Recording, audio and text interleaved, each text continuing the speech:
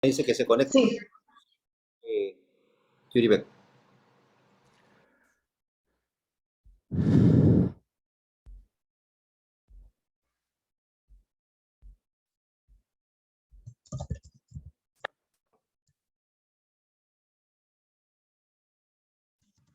estamos esperando que se empiece a transmitir en vivo por Facebook porque demora un poco.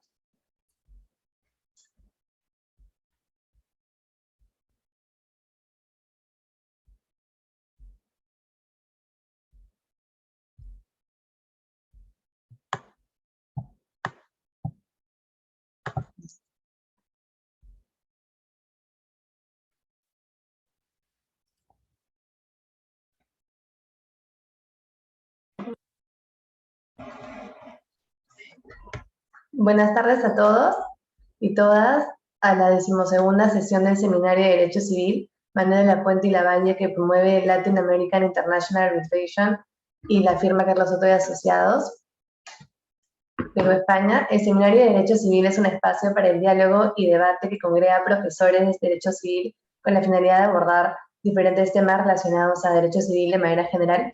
En esta oportunidad, el tema a dialogar será la constitucionalización del derecho civil. Para ello tengo el honor de presentar a los siguientes doctores. El doctor Luciano Barqui, abogado y árbitro del Centro de Arbitraje de la Cámara de Comercio de Lima, profesor de la Facultad de Derecho y Ciencias Políticas de la Universidad de Lima y la Pontificia Universidad Católica del Perú. Asimismo nos acompañará el doctor Rómulo Morales, abogado y árbitro del Centro de Arbitraje de la Cámara de Comercio de Lima y del Centro de Análisis y Resolución de Conflictos de la Pontificia Universidad Católica del Perú, quien se conectará en unos minutos. También tendremos el honor de contar con la presencia del doctor Yuri Vega, abogado, árbitro y socio principal del Estudio Muniz, profesor de la Universidad Antonio Ruiz de Montoya y profesor honorario de la Universidad Católica Santa María de Arequipa, que se unirá a la reunión en unos minutos. Sin más que añadir, cedo el uso de la palabra al doctor Carlos Soto, doctor Carlos Soto Paguila, socio de la firma Carlos Soto y Asociados con oficinas en Lima y Madrid, así como fundador de Latin American International Arbitration y del Instituto Peruano de Arbitraje, quien será el moderador de este evento. Gracias. Muchas gracias, Valeria Fernández. Muchas gracias por la presentación y por las palabras de bienvenida. Muy buenas tardes con todos y todas. Bienvenidos a esta nueva edición del Seminario de Derecho Civil Manuel de la Puente y Lavalle. Es para nosotros un placer y un honor poder dar inicio en este año 2022, tercer año de pandemia, a estos diálogos en torno a diferentes tópicos del derecho civil con reconocidos profesores peruanos de derecho civil, patrimonial y sobre todo con profesores que de manera desinteresada están contribuyendo al debate en el derecho civil peruano. El tema que nos convoca hoy día y que esperamos también puedan participar todos los asistentes es el relativo a la constitucionalización del derecho civil. A todo este fenómeno, no sé si la palabra fenómeno sería la más adecuada, pues ya es una realidad de una interpretación del derecho civil o una lectura e interpretación del derecho civil a la luz de los principios constitucionales. Es decir, quizá como primera premisa es el derecho civil debe ser aplicado, debe ser interpretado y aplicado teniendo en cuenta los principios constitucionales y la Constitución, norma fundante y norma superior a todas las normas que conforman el ordenamiento jurídico peruano. Sin lugar a dudas, nadie dudaría en señalar que la Constitución es la primera norma que debe tenerse en cuenta al momento de interpretar y analizar el ordenamiento jurídico. Creo que esta es casi una verdad de perogrullo. Sin embargo, hace algunos años, no pocos, hemos asistido a una reinterpretación, una relectura, una suerte de reescribir el derecho civil sobre texto, con buena intención o sin ella, del derecho civil en general.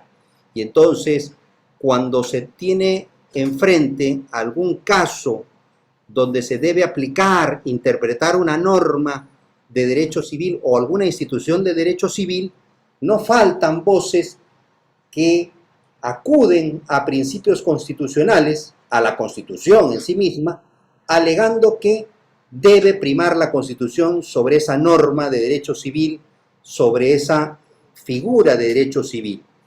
Y desde luego esto ha generado y está generando una cierta inseguridad jurídica en el medio peruano. Cabe destacar que este fenómeno, esta realidad de la constitucionalización de derecho civil, no solo está presente en el Perú, está presente en el derecho o en los sistemas continentales. Y simplemente para entrar en tema, plantear comentarles un hecho que ha sucedido y que desde luego es conocido por los practicantes del derecho peruano, en el derecho peruano. Como todos sabemos, en el Código Civil de 1984, un código civil vigente, existen normas sobre la impugnación de la paternidad.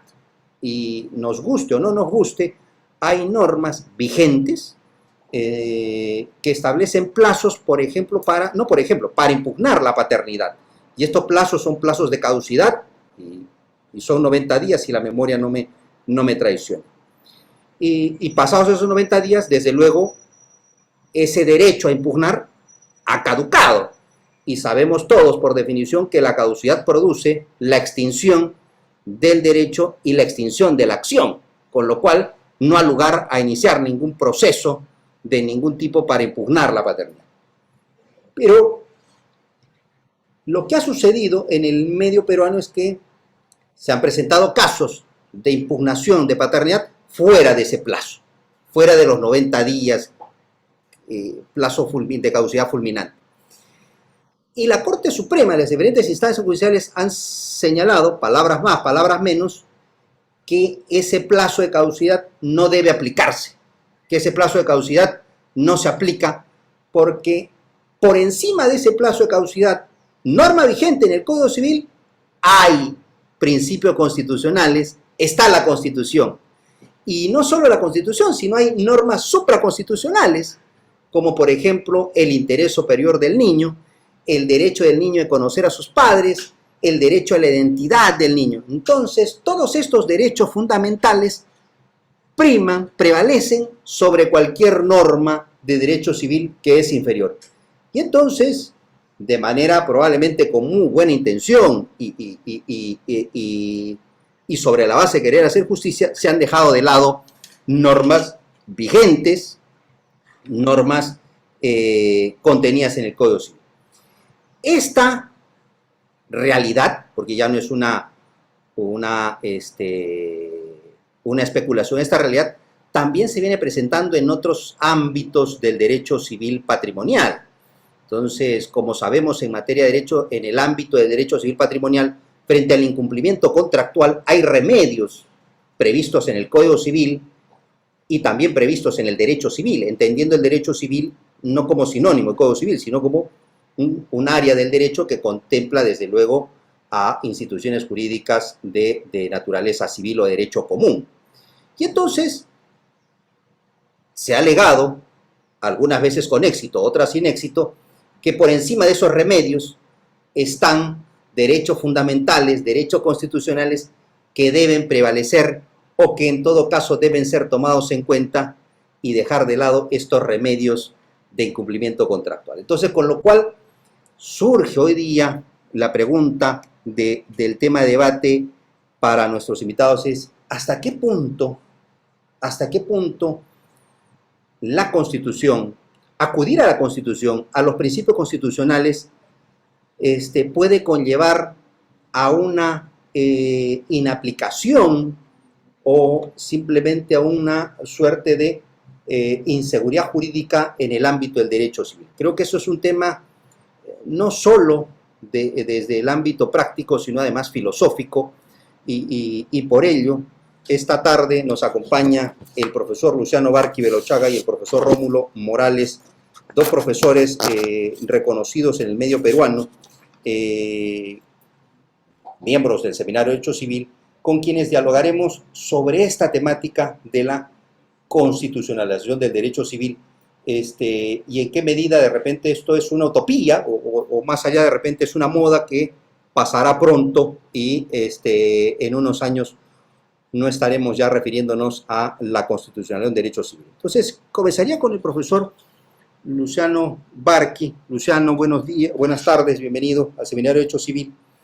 Y es esta relación entre la Constitución, el derecho civil y la problemática que puede generar una lectura, algunas veces, como digo, de buena fe, u otras alejadas de la buena fe, de reinterpretar y con ello aplicar las normas del Código Civil a la luz de los principios constitucionales. Luciano, tienes uso de la palabra. Muchas gracias, Carlos. Rómulo, ¿qué tal? Buenas tardes a todos los asistentes al seminario. Y efectivamente, este es un tema actual. Ya incluso, por lo menos en mi experiencia, he tenido un caso estrechamente vinculado a esta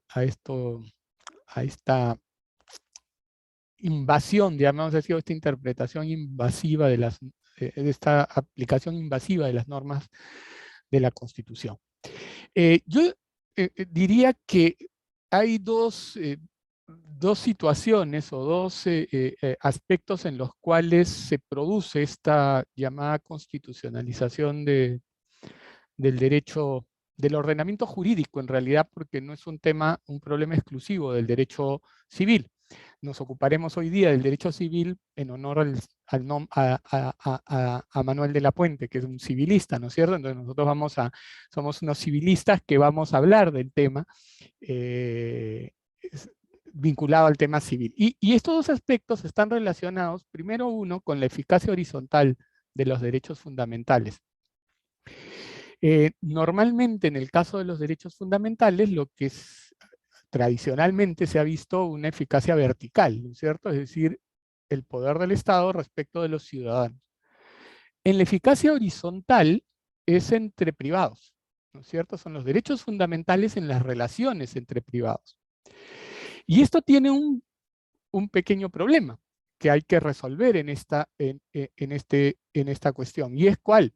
Y es que esta eficacia fundamental de los derechos de los derechos fundamentales en las relaciones privadas choca con un derecho fundamental, con otro derecho fundamental que es la autonomía de la voluntad.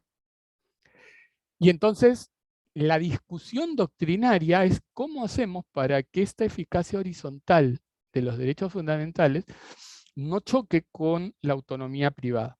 Y a partir de ahí, derivado de la doctrina alemana, una constitucional alemana del Drittwirkung mediato o del Drittwirkung inmediato, ¿no es cierto? Hay estas dos posiciones y estas dos posiciones, como veremos en algún momento más, tratan de, digamos, ver cómo salvamos la autonomía privada.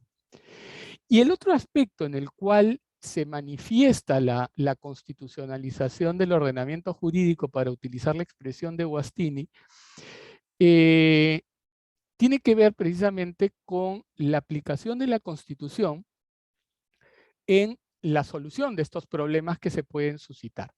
En el caso del Drittwirkung, vamos a ver que fundamentalmente se genera a partir de relaciones asimétricas.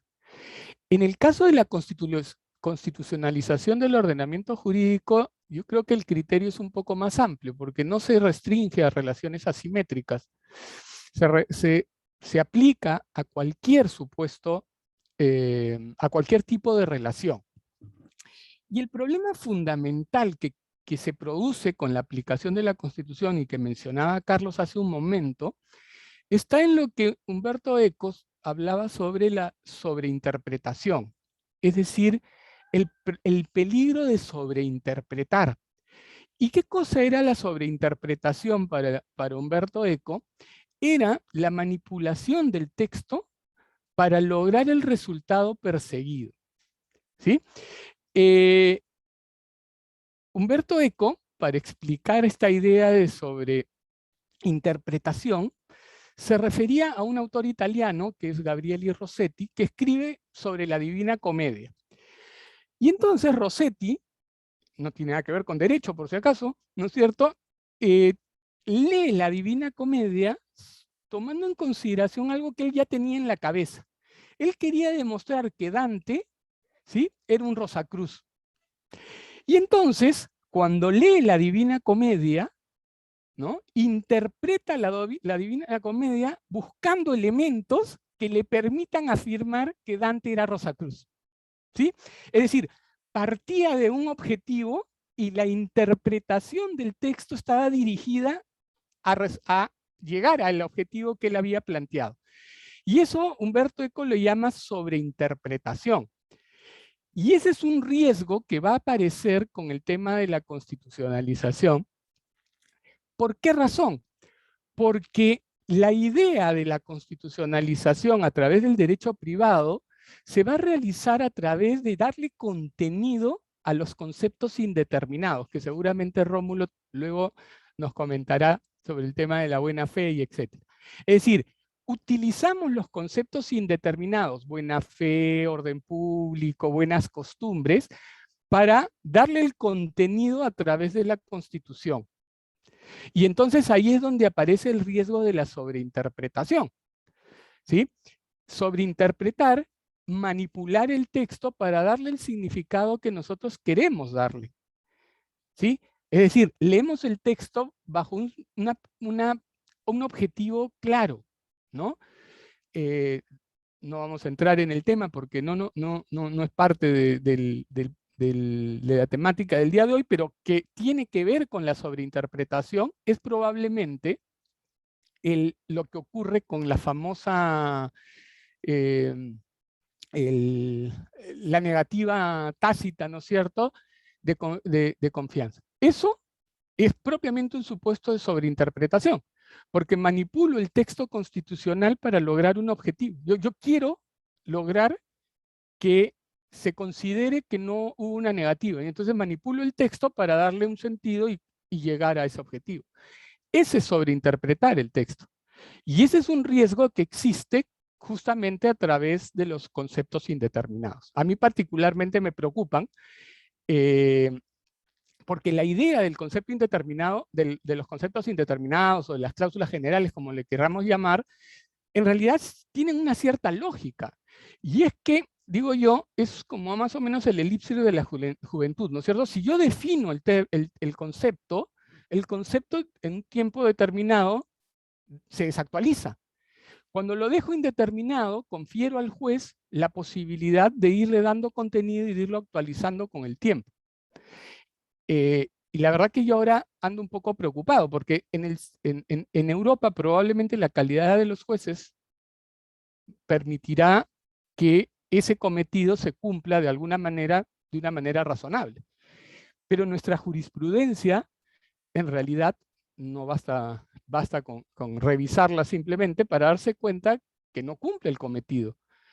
Y entonces, la idea de buena fe, la idea de buenas costumbres, la idea de orden público bajo el supuesto de llenarle contenido a partir de la Constitución, hace que cada uno define esos conceptos de la manera que uno quiera. Y esa no es la idea de los conceptos indeterminados, ¿sí?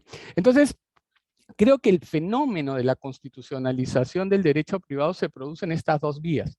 A través de lo que se conoce como la eficacia horizontal de los derechos fundamentales, que como veremos más adelante, se aplica fundamentalmente a relaciones asimétricas, y la otra es a través de la aplicación de la Constitución para llenar de contenido los conceptos indeterminados, ahí donde hay una relación que no necesariamente tenga de carácter asimétrico.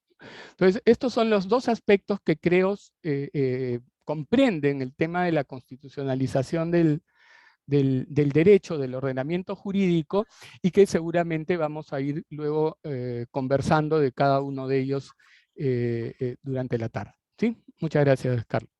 Muchas gracias, Luciano. Creo que los la eficacia horizontal, tanto directa o indirecta como indirecta de los derechos fundamentales, merece que luego ampliemos este tema y quizá alguna casuística nos ayudará.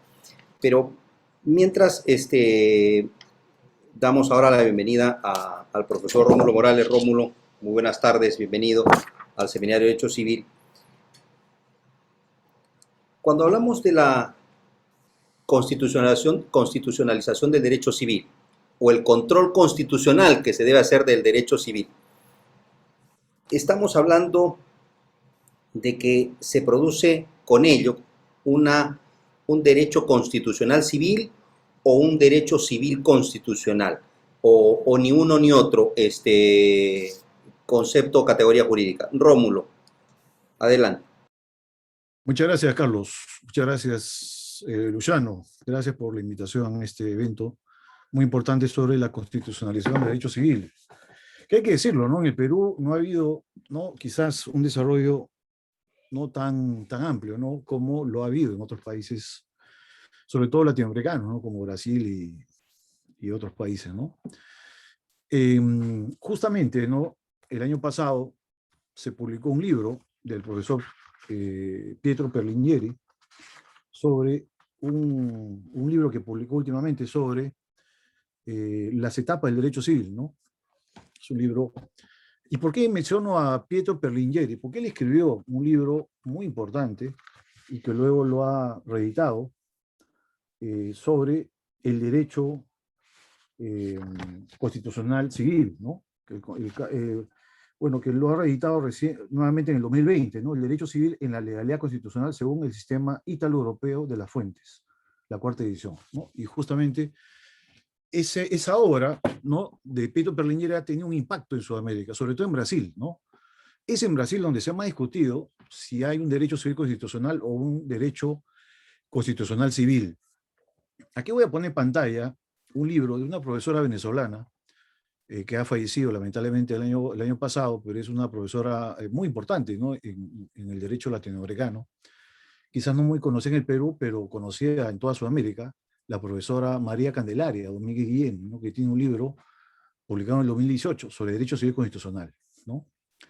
Y ella sostiene, ¿no?, y aquí quiero citar un par de párrafos, o 3 párrafos que menciona ella, sobre la pregunta que me has hecho, Carlos. Si podemos hablar de un derecho constitucional civil o un derecho civil constitucional, ¿no? La profesora Candelaria sostiene que el derecho civil constitucional es simplemente derecho civil, pero que se nutre de los valores superiores y supremos de la Constitución política, ¿no? El mismo Perlinghieri sostiene que la Constitución política transmite valores, principios, cláusulas generales, pero también el derecho civil. Y si hablamos, ¿no?, desde un punto de vista del desarrollo, ¿no?, histórico de los derechos, el derecho civil pues tiene 2000 años y el derecho constitucional a través de las constituciones políticas europeas tiene pocos años, ¿no? No hay que olvidar que los países europeos antes de las constituciones políticas han tenido códigos civiles. Esto pasó en España, ha pasado en Alemania, en Italia, Francia misma, ¿no? Es decir, los principios están en los códigos civiles, no en las constituciones políticas que nacieron después de los códigos civiles, ¿no? ¿Y por qué es importante esta referencia, ¿no? Y también lo comparte, ¿no?, el profesor Perlinghieri en este último libro del 2021, cuando habla justamente, ¿no?, sobre otra distinción que se hace muchas veces sobre si hay que hablar del derecho privado o del derecho civil. Él dice, no, el derecho civil recoge todos los institutos, ¿no?, de la vida en sociedad y forma un sistema de organización.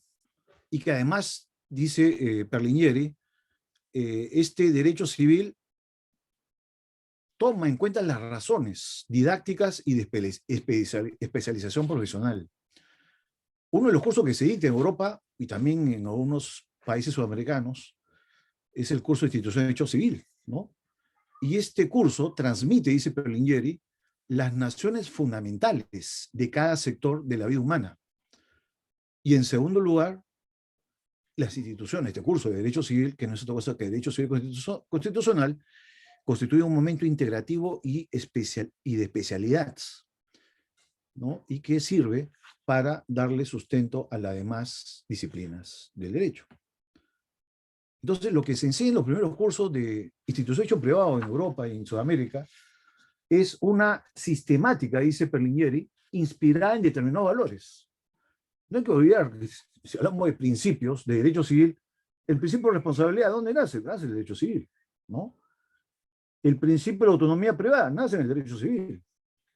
Entonces, muchos principios nacen antes que constituciones políticas, ¿no? Entonces, hablar de un derecho constitucional civil es afirmar una razón ahistórica, una razón que va contra la historia, ¿no? Del derecho civil. Y Perlingieri dice entonces que el derecho, lo dice claramente en la página 15, el derecho civil constitucional se fundamenta en las disposiciones constitucionales que tienen valor normativo y son aplicables de manera directa, ¿no? Entonces, siguiendo a la profesora Candelaria, ¿no es cierto? Ella nos dice, ¿no?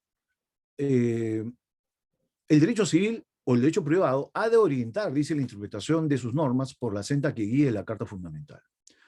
Pero acá hay que hacer una atingencia importante. Es muy común manipular la interpretación constitucional para darle un contenido a ciertas categorías jurídicas. Y eso ha pasado, por ejemplo, que alguna doctrina nacional le ha dado una interpretación, ¿no?, a la Constitución política, en concreto al derecho, el derecho de toda persona a su libre desarrollo y bienestar, ¿no? Entonces se ha dicho que toda persona tiene derecho a su libre desarrollo y a su bienestar. Y esta categoría, es decir, este derecho a su libre desarrollo y bienestar es el antecedente de otra categoría que sería el daño al proyecto de vida, ¿no? Bueno, esta interpretación constitucional que pretende ser un derecho constitucional civil va a darle sustento a una categoría que es el daño al proyecto de vida, interpretado como daño a la persona. Esto en Europa se ha hecho también, pero esto es una manipulación, ¿no? Porque no hay que hacer una lectura de derecho constitucional civil, sino una lectura de derecho civil constitucional. Porque nótese, todas las cartas fundamentales de derechos humanos de los Estados Unidos, Francia y la Carta Europea de Derechos Humanos hablan de un derecho al bienestar, ¿no? Y este derecho al bienestar, por ejemplo, ¿no?, para citar la Constitución de Weimar, ¿no?, habla del derecho a la existencia digna del hombre. O la Constitución italiana, derecho a la existencia libre y digna. El artículo 23.3 de la Declaración Universal de los Derechos del Hombre de Naciones Unidas habla del derecho a una existencia conforme a la dignidad humana. La Carta de Derechos Fundamentales de la Unión Europea habla del derecho a una existencia digna. Ninguna de estas cartas o constituciones fundamentales o constituciones políticas han pensado que el derecho a una existencia digna, el derecho a un bienestar, es el sustento para hablar de un derecho a un resarcimiento por daño al proyecto de vida, como se hace en el Perú. Porque estos derechos son programáticos, los que están regulados en las constituciones políticas europeas o en la Carta de la Unión Europea, ¿no? Entonces, cuando la Constitución política peruana dice que toda persona tiene derecho a su bienestar, al libre desarrollo, no está diciendo que toda persona tiene el derecho a ser feliz, a lograr su proyecto de vida, que es la interpretación que se le ha dado al artículo, en el caso de la responsabilidad contractual 1985, ¿no?, del Código Civil. Y en realidad, cuando se quiere dar este significado, y aquí quiero citar al profesor Giovanni Battista Ferri, cuando justamente dice, ¿no?, cuando se dan estos significados de que el derecho al bienestar, a tener una existencia digna, es un derecho fundamental y por lo tanto es el fundamento de los derechos de resarcimiento por daños no patrimoniales. Y él dice con claridad, esto no se puede aplicar en un país como Italia o como, en este caso, Perú. Podría aplicarse en aquellos países como los Estados Unidos de Norteamérica, en su declaración de independencia, claramente hablan de el derecho a la búsqueda de la felicidad. Es un derecho constitucionalmente consagrado en la Constitución Política norteamericana, pero no está en la Constitución Política italiana y tampoco en la peruana. Entonces, decir que en el Perú hay un derecho al bienestar, un derecho al libre desarrollo, eso no es otra cosa que el derecho a tener una vida digna. ¿Y qué significa eso? Que el Estado tiene el deber de proporcionar las condiciones a los ciudadanos de los elementos necesarios para una vida digna de cualquier ciudadano. Agua, luz, salud, buena educación, buena administración de justicia. Eso significa. No significa el derecho a ser feliz. Entonces, hay que tener mucho cuidado. El derecho civil constitucional, que es lo que hay que tomar en cuenta, porque son los principios del derecho civil que tienen 2000 años de historia, los que fundamentan la interpretación constitucional. No al revés.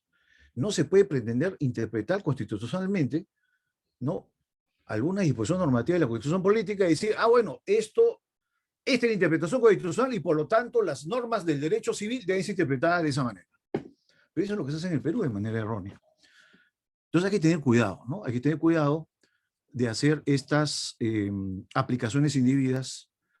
Y por último, quiero citar un último artículo que escribió hace algunos años un profesor chileno, Hernán Corral Tajani, y con esto termino y le doy la palabra a Carlos y a Luciano, ¿no? Es un artículo bastante descriptivo e informativo, ¿no? La constitucionalización del derecho civil, neoconstitucionalismo y activismo judicial, ¿no? Es un tema también para discutir. Es un artículo publicado en el 2018, justo paralelo al libro de la profesora Candelaria, ¿no? Y quiero simplemente detenerme aquí, ¿no? Porque uno de los grandes problemas del derecho civil constitucional es cómo hay que hacer la interpretación constitucional, que es uno de los grandes problemas, ¿no? ¿Cómo hay que hacer la interpretación constitucional? Quizás en mi segunda intervención puedo ahondar sobre este tema en concreto, ¿no? Pero el profesor chileno Corral Tajani dice, hay 3 vías, ¿no?, para hacer este proceso, ¿no?, de constitucionalización del derecho civil. La vía de reforma legislativa, ¿no?, la vía hermenéutica y la vía de la aplicación directa, ¿no? En el caso de Perlingieri, que en este libro clásico, ¿no?, sobre la legalidad constitucional, que ha sido reeditada en el 2020, él va por la tercera vía. Él dice que la propia Constitución Política se puede aplicar directamente al Código Civil. Y con esto termino, en Italia ha tenido un caso muy concreto y muy particular, fíjense, que en el Perú se ha desconocido su desarrollo muy importante, ¿no? El derecho a la salud es un derecho fundamental que está en la Constitución Política italiana. Y ha servido, ¿no?, esta disposición constitucional para que tanto la doctrina como la jurisprudencia en Italia hayan interpretado el daño no patrimonial como que se puede incluir el daño a la salud o el daño a la integridad psicofísica, ¿no? Es a través de la Constitución Política que han interpretado qué significa daño no patrimonial. Porque en Italia, durante décadas, se entendía que el daño no patrimonial era aquel daño que solo podría ser resarcido si tenía una condena, si solo era un ilícito penal, ¿no? Entonces, la propia jurisprudencia lo que ha hecho es una interpretación constitucional. Dice, pero un momentito, pero el daño a la salud, ¿cómo se resarce? No es un daño emergente, es un lucro cesante. ¿Qué cosa es? Entonces, esta categoría del daño no patrimonial en Italia se le ha dado un contenido constitucional. El derecho a la salud es un derecho que tiene que ser resarcido como daño no patrimonial. Pero eso ha sido a través de una aplicación directa de la Constitución Política al Código Civil, ¿no? Mediante interpretación constitucional. Ahí, por ejemplo, sí me parece adecuado esa interpretación, ¿no? ¿Cómo entendemos el daño no patrimonial? Y en Italia dice, una de las acepciones del daño no patrimonial es el daño a la salud, ¿no? El daño a la integridad psicofísica. Y quizás podríamos repensar lo que dijo hace muchos años Fernando Terceñí, cuando dijo, el daño a la persona en el Perú no es otra cosa que el daño a la integridad psicofísica. Fíjense, Fernando Terceñí en su libro del año 98 ya lo dijo eso, ¿no? ¿Por qué hablar del daño a la persona como daño al proyecto de vida?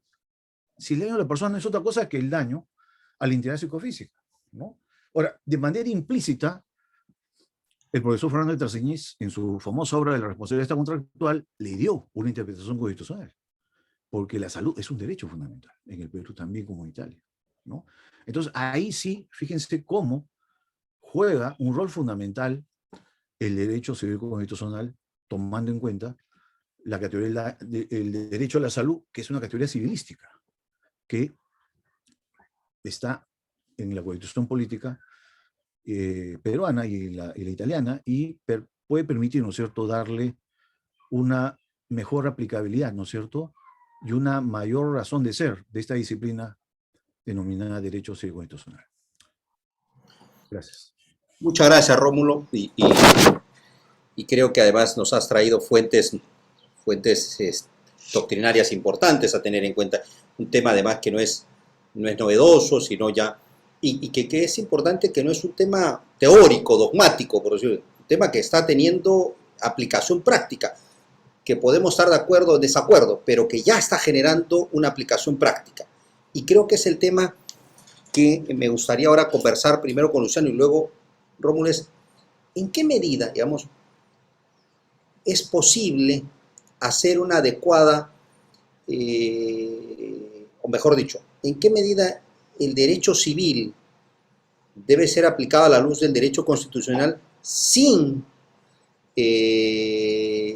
llegar a la manipulación jurídicamente a la que se refería Rómulo, o si llegara a generar un ambiente de inseguridad jurídica, ¿no? Y ahí, Luciano, el tema de la eficacia horizontal de los derechos fundamentales. Es decir, ¿cómo aplicar? Quizás la pregunta es, ¿cómo aplicar de manera adecuada, idónea, correcta,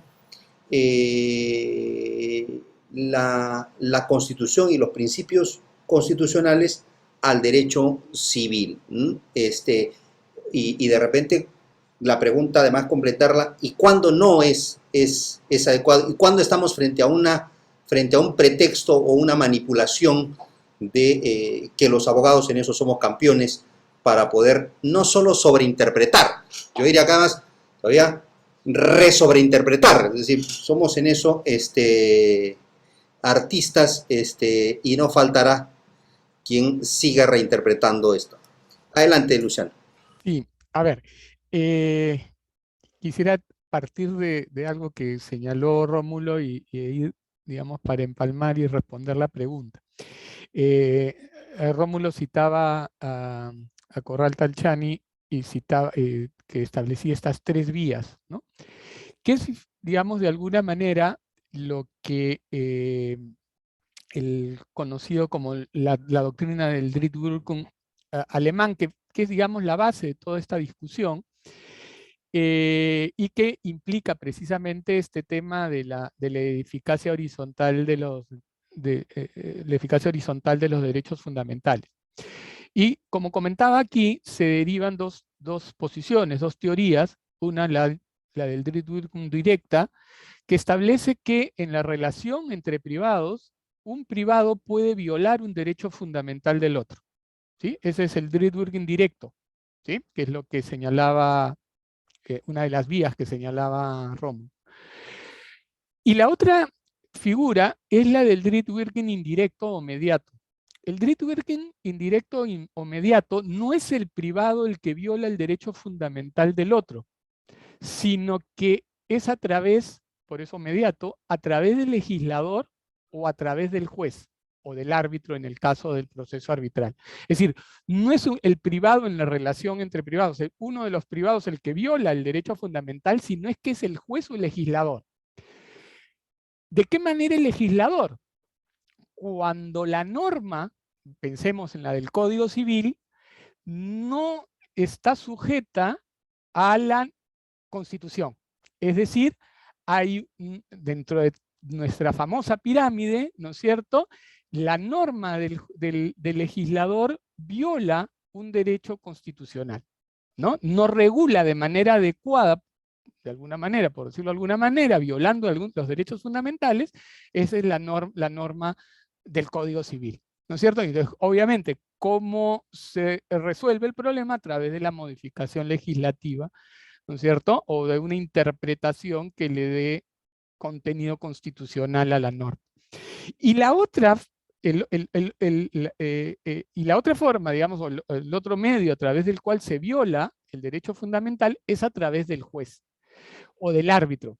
Cuando el juez o el árbitro interpretan o llenan de contenido los conceptos indeterminados como de buenas costumbres, buena fe, orden público, y no le dan el contenido correspondiente derivado de la Constitución. Entonces ahí están las tres vías, ¿no? Derivadas del Drittwirkung directo o del Drittwirkung inmediato, ¿no? En el caso, les cuento el caso paradigmático del Drittwirkung inmediato, ¿sí? Ese se genera en una relación entre privados, una relación asimétrica, pero no una relación asimétrica, diría, típica, ¿no? Rómulo había hecho un poco de historia y partiendo de la idea del derecho civil, del derecho común, y si ustedes recuerdan, efectivamente, si nos remontamos al Código Civil francés, 1804, aparece el Código Civil francés, ¿no es cierto?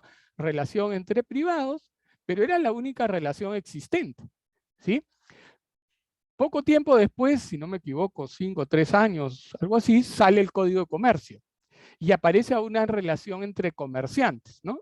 La relación, ¿no? Entonces teníamos una compraventa civil y una compraventa comercial. Y a partir de ahí se comienzan a generar una serie de relaciones asimétricas. El primer gran cisma es la relación laboral, ¿no es cierto? El trabajador ocupa una situación, una categoría de parte débil en la relación, y eso hace que se genere todo un régimen legal distinto dirigido precisamente a equiparar esa relación, el derecho laboral. Tiempo después aparece una nueva relación asimétrica, que es la relación de consumo, la noción de consumidor también como parte débil, y el régimen legal del consumidor es justamente para nivelar esa relación asimétrica, ¿no es cierto? Darle al consumidor una posición equivalente, ¿no es cierto?, con la de su contraparte. Y ahora en Europa aparecen otras relaciones asimétricas, ¿no? Los italianos ahora hablan de contrato 1, contrato 2, contrato 3, contrato 4 para referirse a nuevas relaciones asimétricas. Incluso relaciones asimétricas en relaciones business to business, es decir, en relaciones entre comerciantes, ¿no? Los subcontratistas tienen pueden tener una posición asimétrica respecto del contratista, y hoy día hay normas en la Unión Europea, ¿no es cierto?, que tratan a este tipo de relaciones también como situaciones asimétricas. Es decir, hay situaciones asimétricas en las relaciones.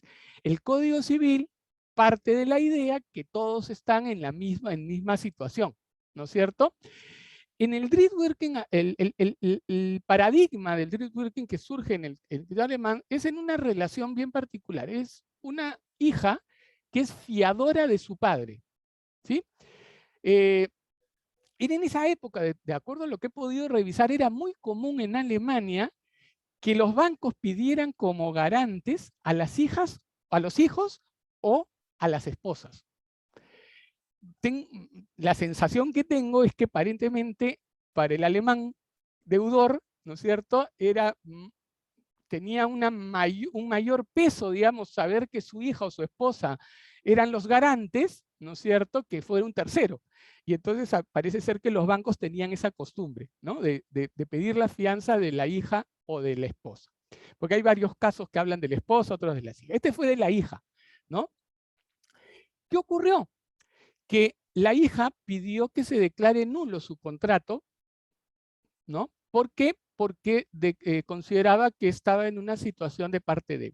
La hija no había tenido estudios superiores, no tenía un trabajo fijo, tenía un ingreso muy, muy, muy bajo, ¿no? Y a pesar de eso, cosa curiosa, porque hoy día obviamente un banco al hacer el análisis de riesgo pues no otorgaría la posibilidad de que se fuera una fianza, permite que afiance.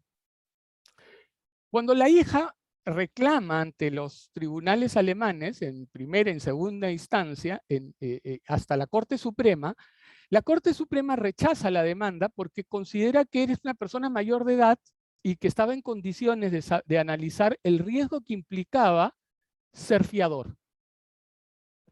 La hija se va al Tribunal Constitucional y el Tribunal Constitucional le jala las orejas nada más y nada menos que al Tribunal Supremo Alemán, que me imagino tienen defectos como todos, ¿no? Pero probablemente creo que todos estamos de acuerdo o asumimos en todo caso que tienen jueces de categoría, ¿no es cierto?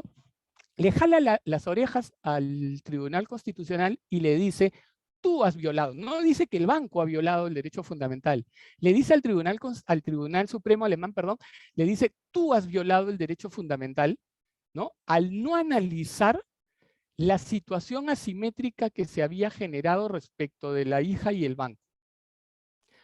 Tú has debido tomar en consideración, y ahí entran los conceptos indeterminados, el principio, y además de la dignidad que mencionaba Rómulo, la dignidad humana recogida en la Constitución y que se reflejaba que tú a través de los conceptos indeterminados como el de la buena fe, por ejemplo, y de las buenas costumbres, debió el banco tomar en consideración la existencia de esa simetría y comportarse de buena fe, y eso explica por qué hoy día la buena fe aparece en su función integradora con una fuerza inusitada. Si uno lee la doctrina extranjera y particularmente la europea, aparece la buena fe con esa fuerza, y es a partir de esta idea de la dignidad de las personas, de la Constitución y la fuerza de la buena fe con la que una persona debe tratar.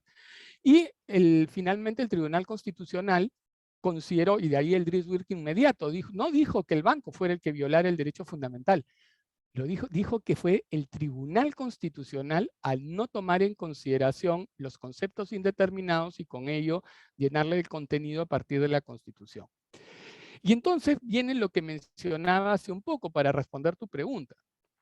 Si voy a llenar de contenido los conceptos indeterminados a partir de los derechos fundamentales consagrados en la Constitución, implica una gran tarea del juez o del árbitro. Y como mencionaba al inicio, la idea de los conceptos indeterminados parte de un criterio legislativo, es decir, se dejan los vacíos. Yo recuerdo mucho, y probablemente muchos de los que nos acompañan aquí, yo recuerdo profesores que me decían, un código civil nunca debe definir, ¿no es cierto? O sea, no deben haber definiciones en el código civil. Y claro, bajo ese concepto, y que en principio parece lógico, no se define qué es buena fe, no se define qué es buenas costumbres, no se define qué es orden público. Pero ¿qué se espera? Se espera que la jurisprudencia sea el que le vaya dando contenido y que obviamente con el pasar del tiempo son conceptos que se van a ir cambiando. Pensemos solamente en buenas costumbres, ¿no es cierto? Lo que era mala costumbre hace unos 10 años, y quizás me voy muy atrás, porque puede ser hace 5 años, hoy día debe ser de lo más normal. Entonces, claro, si definimos buena costumbre, pues nos quedamos anclados, ¿no es cierto? Entonces, el concepto indeterminado tiene esa idea. Como eso digo, el elixir de la juventud permite que los conceptos vayan evolucionando.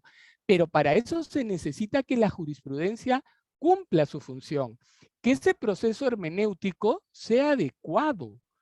Ese proceso hermenéutico requiere criterios. Yo escucho hablar de interpretación y la verdad que a veces me quedo sorprendido, porque todo el mundo interpreta, ¿no es cierto? Y está bien, es lógico, ¿no es cierto? No hay ninguna discusión que todo el mundo interpreta, ¿no? Siempre pongo este ejemplo a mis alumnos, ¿no es cierto? Si 5 de ustedes, les digo, van a ver una película, La Naranja Mecánica, ¿no es cierto? Estoy seguro que luego de salir, los 5 han visto una película distinta. porque cada uno ha entendido lo que quiere, ¿no es cierto? Es lo normal. Lee un libro, cada uno tiene una interpretación del libro, ¿correcto? Pero en derecho hay criterios de interpretación, no se trata de interpretar como uno quiere. Y hay serias deficiencias de interpretación, sea contractual o sea legal. Y entonces ahí viene el problema. Y si a eso le sumamos lo que Eco llamó sobreinterpretación, lo que Rómulo hablaba de manipulación, ¿no es cierto? Es la manipulación del texto, entonces vamos a tener serios problemas. Entonces, hoy día ya hasta me cuestiono si los conceptos indeterminados no deberían ser definidos, porque la realidad peruana es distinta a la realidad de otros países, donde seguramente, yo no creo que nada sea perfecto, yo no creo que el sistema judicial americano sea la panacea, de hecho tiene también defectos, pero hay un problema de formación. Entonces, si tenemos problemas ya de concepto en cuanto al proceso hermenéutico y además nos vamos a llevar por la sobreinterpretación o la manipulación del texto para llegar a un resultado, el asunto termina siendo harto peligroso. No hay un control jurisprudencial y en el arbitraje es peor, porque en el arbitraje bajo el supuesto de la privacidad, no hay forma de cómo ver cómo van resolviendo. Entonces, ¿cómo es que se van manejando esos conceptos indeterminados? Entonces, la verdad, creo, Carlos, que el problema es serio porque bajo el pretexto, y creo que concuerdo con Rómulo, bajo el pretexto de la constitucionalización, bajo el contexto de utilizar la Constitución para llenar los conceptos indeterminados, se produce una manipulación del texto y a veces, perdón, normalmente grosera, ¿no?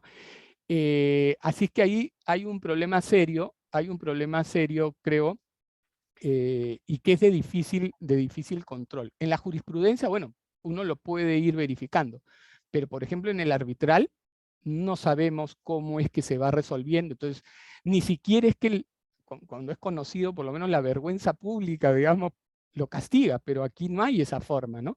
Y entonces es realmente peligroso, ¿no? Insisto que yo veo mucha sobreinterpretación e ignorancia clarísima bajo los criterios de interpretación, sea de la ley o en un caso de un contrato, ¿no? Por ejemplo. Muchas gracias, Luciano. Efectivamente, me quedo con dentro de todas las cosas muy interesantes que ha señalado, y es esta falta de jurisprudencia atenta, creativa y sistematizada. Es decir, cuando hablamos de jurisprudencia tenemos que hacer una precisión, ¿no? Normalmente aquí también utilizamos el término jurisprudencia en un sentido amplio, no necesariamente técnico, como el conjunto de normas o sentencias judiciales dictadas por un juez de paz, un juez de primera instancia, los tribunales de apelación o salas superiores y la Corte Suprema. La pregunta es si ese concepto es el concepto adecuado de jurisprudencia. Cuando hablamos de jurisprudencia en un sentido estricto del término, nos referimos a aquellas decisiones que marcan una pauta y un criterio a seguir por los diferentes tribunales, que es cosa distinta, ¿no? Entonces, y yo me refiero a ese segundo concepto, a la jurisprudencia en un sentido técnico y correcto, además del término. Y no tenemos esa jurisprudencia, ¿no? El Poder Judicial, con sus limitaciones, ha intentado hacer y ha realizado algunos esfuerzos con sus plenos casatorios, sus plenos, además regionales, nacionales, pero creo que hay una tarea pendiente. Sumada a esa realidad y a lo que tú señalas de una falta de formación jurídica adecuada en los operadores jurídicos, que los lleva a sobreinterpretar o a manipular el sistema jurídico, no debemos perder de vista que acudir a la Constitución es muy sencillo, digamos, es casi es muy efectista, por decirlo el término, es decir, cualquier institución y cualquier hecho, pues no hemos sido testigos, seguramente ustedes también, que más de un abogado o alguien acude a la Constitución y dice, y esto tiene que tenerse en cuenta o debe leerse a la luz e interpretarse a la luz de la Constitución. y nadie discutiría lo contrario. Es decir, la pregunta es, ¿en qué medida esa manipulación, sobreinterpretación o táctica efectista puede, está generando, digamos, una malformación en torno a esta lectura correcta que tiene que realizarse del derecho civil a la luz de la Constitución? En esa medida, Rómulo, y teniendo esto, te preguntaría, ¿qué categorías jurídicas deben ser desarrolladas por la constitucionalización del derecho civil o han sido desarrolladas por la constitucionalización del derecho civil? Adelante, Rómulo. Gracias, Carlos.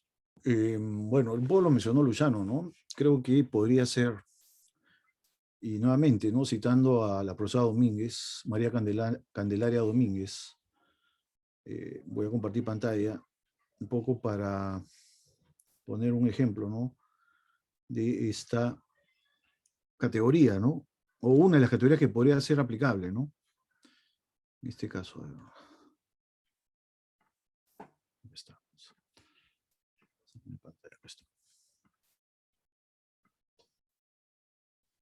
Bueno, la profesora Domínguez, esta profesora venezolana que falleció el año pasado, señala, ¿no? Varias categorías que tienen una eficacia, ¿no? Directamente, ¿no? Mediante una interpretación constitucional en el Código Civil, ¿no? Y aquí, bueno, menciona varias, ¿no? Pero quiero citar una que sí me parece importante, que justamente tiene actualidad, ¿no? La causa ilícita o el fin ilícito en el Perú, ¿no? En Colombia, ¿no? Como ustedes saben, el año 2020 la Universidad Nacional de Colombia presentó un proyecto de Código Civil que incluye, ¿no? Como fin ilícito los contratos corruptos, ¿no? Los contratos que nacen de actos de corrupción, ¿no? Que esto en el Perú, evidentemente, tiene mucha relevancia, ¿no? Sobre todo en los contratos públicos, contratos de concesiones, contratos en general, donde el Estado está involucrado. Y hay esta famosa cláusula, ¿no? Anticorrupción, ¿no? Y bueno, en este proyecto de ley se dice con claridad que estos contratos son nulos, ¿no? La categoría de la causa ilícita fue desarrollada por una profesora italiana, Rita Rolli, en un famoso libro sobre las cláusulas generales y la causa ilícita. Ella consideraba dentro de su posición que la causa ilícita o la causa del contrato debería analizarse como cláusula general, como cláusula normativa general, ¿no? ¿Y por qué las cláusulas normativas generales, que son distintas, pues, evidentemente, a las normas jurídicas explícitas, donde su contenido es muy claro, y las cláusulas normativas como la causa ilícita, ¿no? Todo aquel contrato que viole orden público es una cláusula, ¿no? Normativa general, ¿no? Porque ¿qué contrato viola la norma de orden público? Bueno, hay que, en cada caso concreto, hay que detallarlo, ¿no? En concreto. Justamente, fíjense, el profesor Pietro Perlinghieri, él dice, una de las maneras para poder hacer una interpretación constitucional al Código Civil es a través de las cláusulas normativas generales, lo dice, ¿no? Y aquí voy a poner en pantalla un artículo que publicó hace unos años, ¿no? En castellano, ¿no? El profesor Perlinghieri, justamente,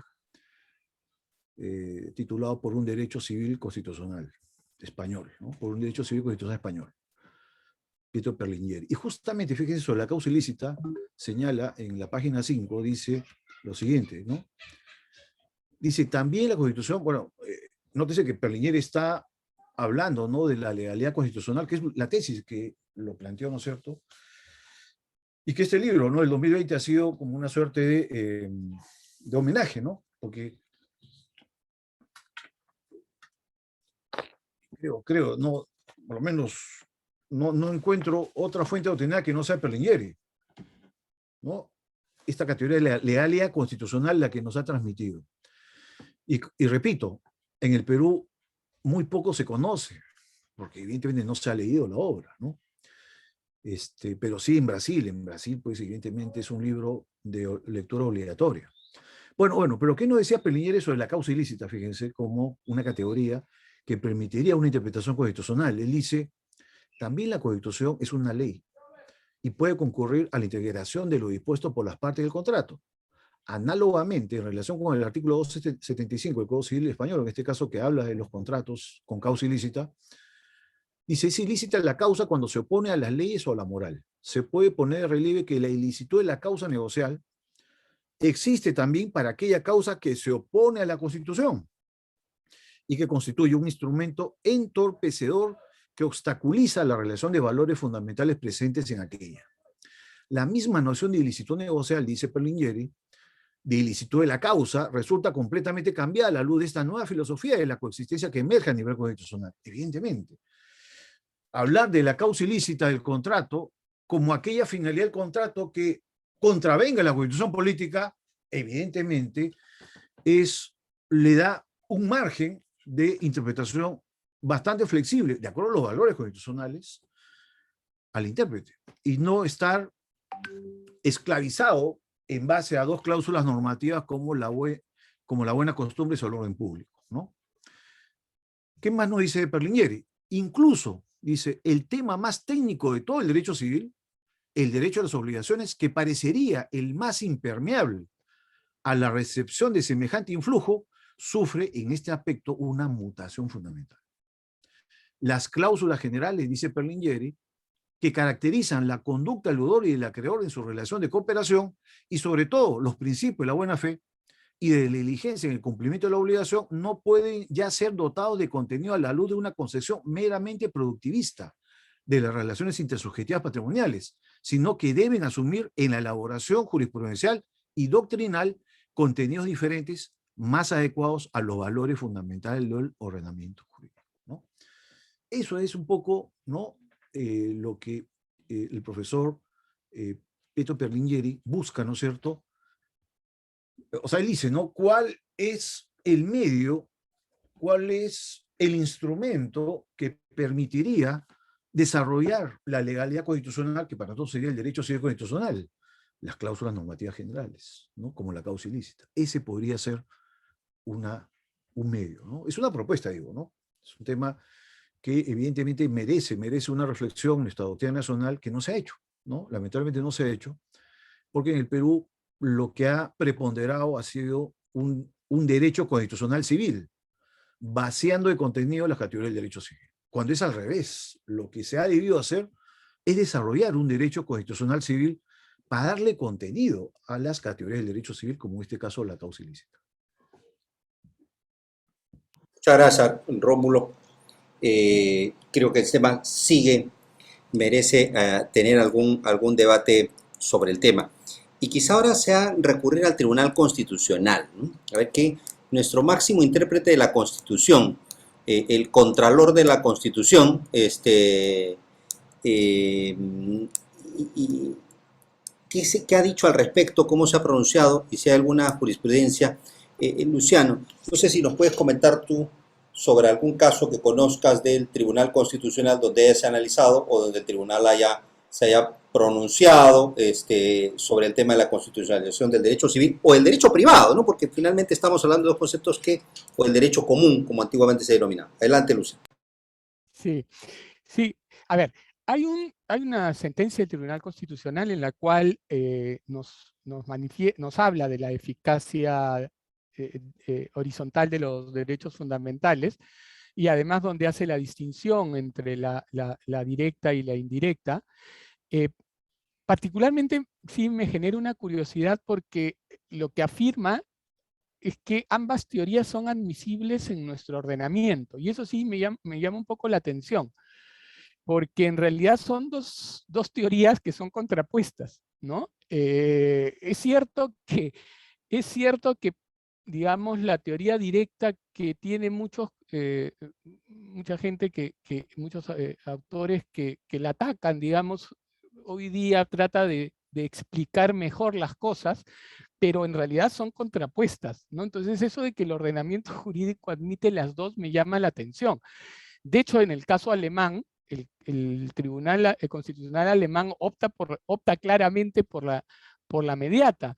En el caso español también, digamos, no de manera unánime en ninguno de los casos, pero digamos de manera mayoritaria igualmente por la mediata. Entonces, eso de que la admisión de las dos ya de por sí me llama la atención, pero hay una sentencia del Tribunal Constitucional que se manifiesta sobre eso. Hay también sentencias del Tribunal Constitucional que se refieren a los conceptos indeterminados, buena costumbre, buena fe, y es que quizás al auditorio le puede ser interesante recurrir a ellas para poder tener una idea más clara de cómo es que el Tribunal Constitucional se ha manifestado sobre eso.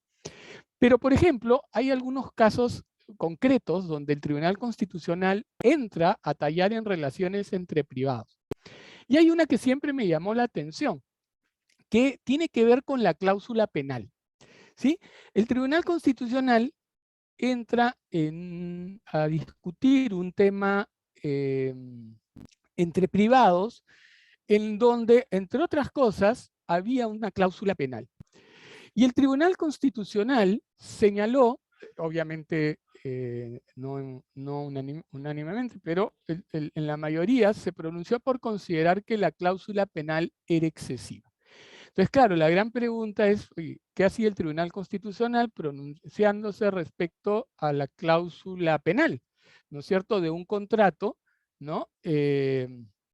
Donde además, por lo menos uno puede revisar, no aparece una relación asimétrica y por lo tanto, donde normalmente no aparece la necesidad de una protección. Y llama la atención lo que finalmente considera que la cláusula penal es excesiva, ¿no? Y ordena la reducción de la cláusula penal, pero particularmente me llaman la atención algunas ideas, porque la primera pregunta sería, bueno, si la cláusula penal cuando es excesiva constituye un abuso del derecho como lo plantean, entonces el problema es del legislador. Porque el legislador no establece que si la cláusula penal es excesiva, el juez pueda reducirla. Lo que dice la norma del código es que se le puede pedir al juez la reducción, es decir, de oficio el juez no lo hace. Si la cláusula penal es excesiva y eso es atenta contra, eso constituye un abuso del derecho, entonces significaría que el juez debe reducirla aun si no se lo piden. Eso, por ejemplo, no lo aclara el Tribunal Constitucional. La segunda, ok, entonces es el juez. El árbitro, porque era un caso arbitral, además, ojo, además era un caso arbitral, así que eso es otro tema, ¿no es cierto? Si hay que poder entrar a eso, porque ya, si eso no es entrar al fondo, entonces discúlpeme, pero entonces ya cualquier cosa puede ser visto luego. Entonces, la pregunta era, ¿qué? Y entonces el tribunal arbitral no redujo la cláusula penal cuando según el Tribunal Constitucional lo debió hacer. Pregunta, ¿cómo sabía el Tribunal Constitucional que la cláusula era manifiestamente excesiva? Fíjense ustedes, la función punitiva de la cláusula penal del Código Civil, digamos, en términos generales todos sabemos que la cláusula penal tiene dos funciones. La función sustitutiva, es decir, sustituye el régimen ordinario de responsabilidad por la prestación prevista como cláusula penal. Esa es la función sustitutiva. Y esta tiene la función de limitar, ¿no es cierto?, o de determinación anticipada de los daños y perjuicios. La gran pregunta es, ¿dónde está regulada la función punitiva? Pues curiosamente la función punitiva está regulada en el artículo que permite a los jueces reducir la cláusula penal, porque dice que cuando la cláusula penal sea manifiestamente excesiva, a mí no me gusta el término manifiestamente excesiva, hay algunos códigos que utilizan una expresión más gráfica que es groseramente excesiva. ¿Qué quiere decir eso? Es que sí puede ser excesiva, pero no groseramente o no manifiestamente excesiva. Es decir, un poquito puede serlo, un poco puede serlo, pero no groseramente. ¿Y cómo sabes cuándo es manifiestamente excesiva? Cuando la determinación del daño se quedó corta.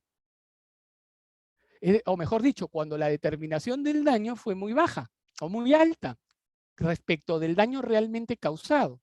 decir, el daño realmente causado es mucho menor que lo que he previsto como cláusula penal. Esa es la función punitiva.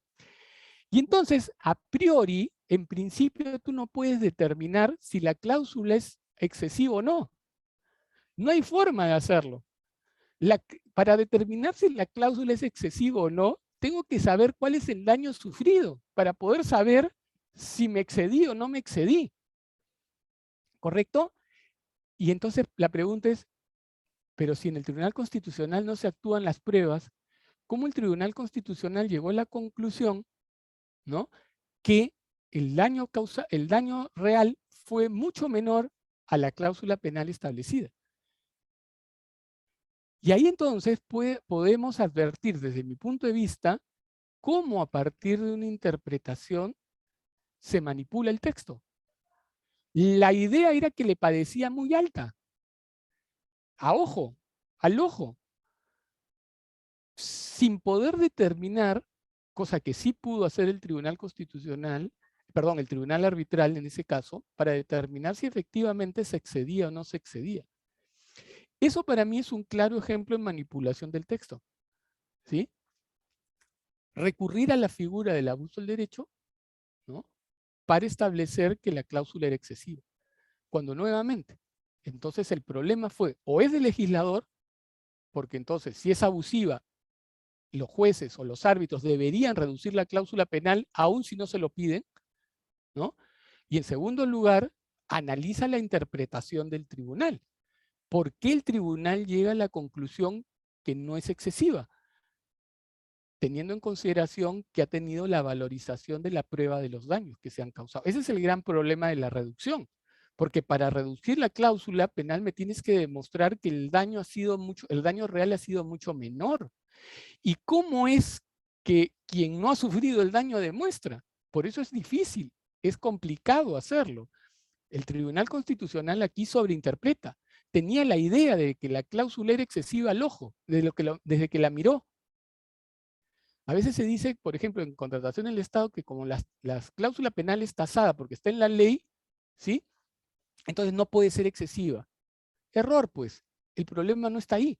El problema está en la realidad. Si el daño real es un daño mucho menor a lo que la cláusula penal finalmente establece. Esa es la figura, ¿no? Aquí el Tribunal Constitucional tenía la idea clara, para ellos, al ojo, determinaron que era excesiva y sobreinterpreta la interpretación buscando el abuso del derecho, ¿no es cierto?, para determinar que se había abusado del derecho al momento de establecer la cláusula penal.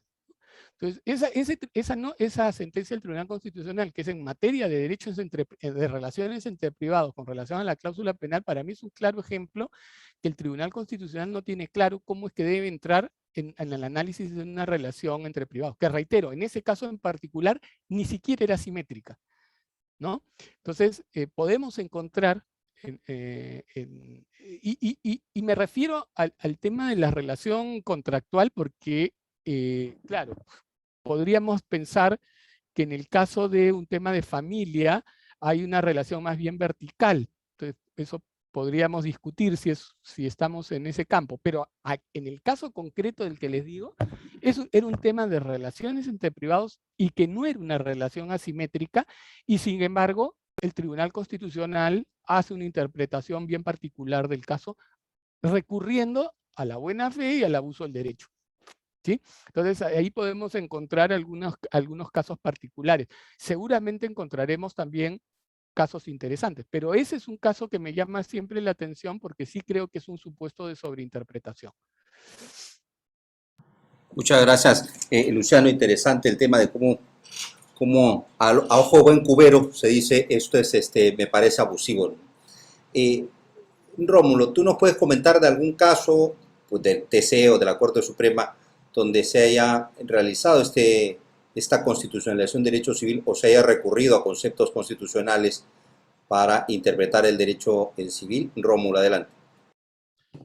Gracias, Carlos. Bueno, me recuerdo la sentencia, ¿no?, de Tribunal Constitucional sobre el tema de la fe pública registral, justamente, ¿no? Ahí lo que hace el Tribunal Constitucional es tomar la categoría de derecho de propiedad para imputar al propietario que tiene el deber de proteger su propiedad a través de los sistemas registrales como el de alerta registral, ¿no? Es decir, a través de interpretación constitucional, en mi opinión indebida, el Tribunal Constitucional crea una categoría, ¿no? Que es el deber del propietario de proteger su propiedad a través del sistema de alerta registral, ¿no? Esa interpretación indebida constitucional que hace el tribunal, evidentemente, no solo está aplicando equivocadamente la categoría de la protección al derecho a propiedad, sino además está señalando que, en otro fundamento también lo señala, que como la propiedad es un derecho, pero además es un deber del propietario de proteger su derecho, parte de una idea equivocada, que la hice en la propia sentencia, ¿no? O lo hice en otro caso, sí, en otra sentencia del Tribunal Constitucional también, en tema de reforma agraria, donde el Tribunal Constitucional, fíjense, dice, la posesión no es un derecho constitucionalmente protegido. Y por lo tanto, la tutela posesoria solo está regulada en normas infraconstitucionales, como el Código de Proceso Civil. En cambio, la propiedad, al estar regulada en la Constitución Política, sí tiene una tutela constitucional. Fíjense que estas dos sentencias, en una sobre reforma agraria y otra sobre la fe pública registral, la Corte Suprema tiene dos errores básicos, ¿no? Que son errores de primeros años, ¿no? de Facultad de Derecho, ¿no?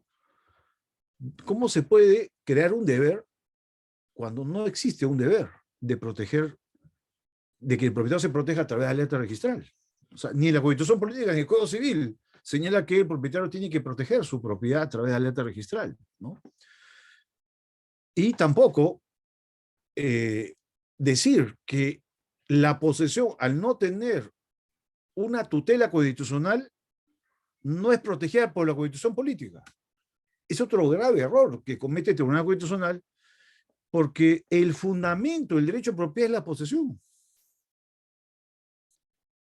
Y es por eso importante que los miembros de un Tribunal Constitucional sepan algo del derecho civil, ¿no? O sea, un mínimo conocimiento del derecho civil.